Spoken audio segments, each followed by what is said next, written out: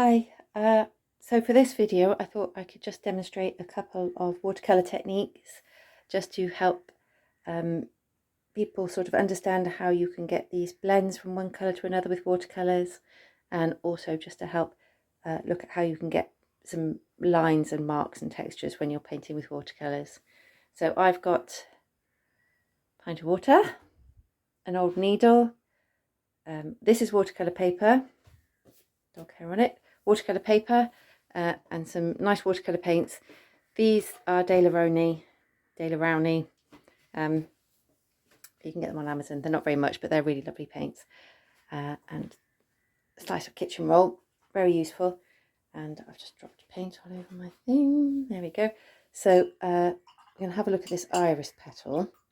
So the first thing I'm going to use is just plain water. Okay, so I'm just going to use quite a lot of plain water. It's quite difficult to see at this stage. You don't really know where you're going, but I'm just going to try and avoid drawing it first because I don't want to see the pencil lines. So I'm holding it up because I can see where the shiny bits are, where the wet edges are. So I hope you can see, but it's just a shiny surface at the moment. So before that absorbs into the paper, I'm going to try blue and try and just drop some colour in. And I hope you can see that it's actually doing what I wanted it to do, amazingly. And it's spreading. So it will hopefully not spread further than the wet areas that I've already put on. So I'm just going to try and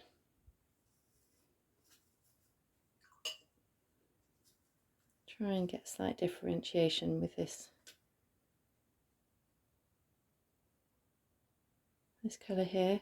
The thing with watercolours, I'm not just excusing my painting skills, is that you've just got to go with it, okay, and just let them do their thing. I don't imagine, well, you might be able to, but I can't get them to do exactly what I want, but you can have a little go. So it's still really wet, so I can still use it. So what I'm going to do now is I'm going to dry my brush off, and I'm going to try and pick out this lighter area down the middle. So this is called lifting off, and hopefully it's going to give me just a bit of form, basically. So this is where the light's coming. Okay, so I'm going to just have a little go at that. Apologies for the dog hairs. I'm on the carpet. So while it's still wet, I'm going to think about this yellow, because I really should have cleaned my yellow before I started this, but there you are. So I'm going to think about these yellows. So I'm just going to keep it a bit bright. Just going to add some yellows, and hopefully they will blend into the purple the way that it's blending into the purple here. Hopefully, even though it's a slightly rough demonstration, you can understand what I'm getting at with this. So you can kind of see, so we're getting a blend between the yellow and the purple, and there's not a big line in between the two.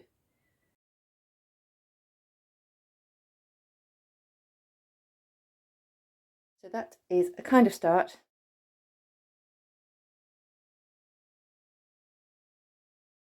But I hope you can see what's happening here. We've got the yellow sort of blending in. Move that water. And I'm going to bring the needle in at this stage. Okay, so I'm going to start while it's still wet. It's got to be wet here, otherwise it won't work. I'm going to start trying to get those gorgeous sort of veins. So I'm pulling it sideways rather than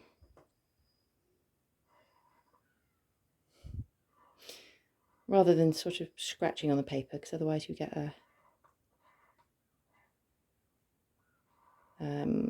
you can pull up the paper and you can scratch it. So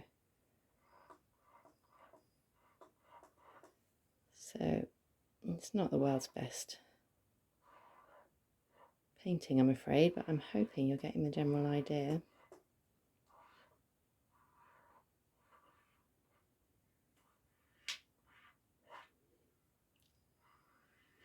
Slightly wonky version of an iris, and I hope you can see that you're getting these gorgeous lines coming into it.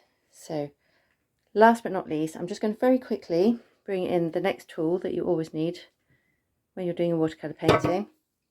I'm going to press it down the middle because I can see that it's buckling, but I really like what's happening here with the yellow. I'm going to dry it off.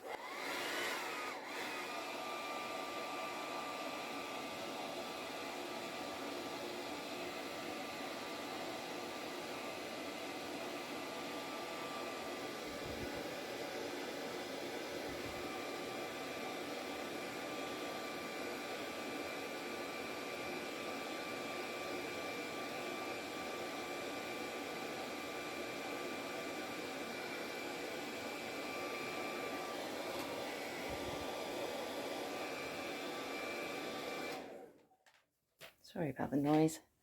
Okay, so it's looking a little bit like a leaf, a petal at the moment. I'm going to dry my brush again, clean it and dry it.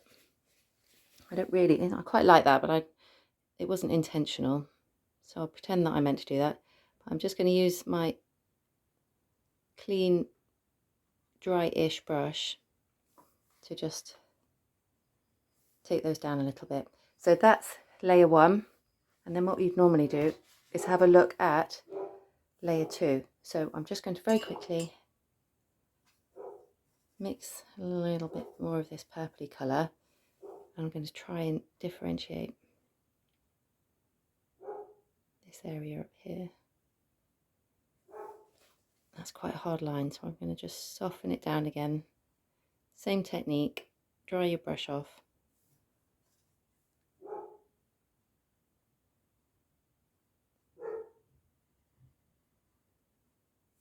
Okay, so that's layer 2. Dog's going mad.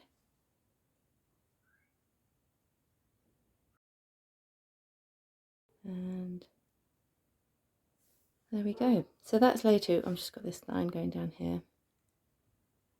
Now, hopefully, it's given you a little bit of an idea about how watercolours work.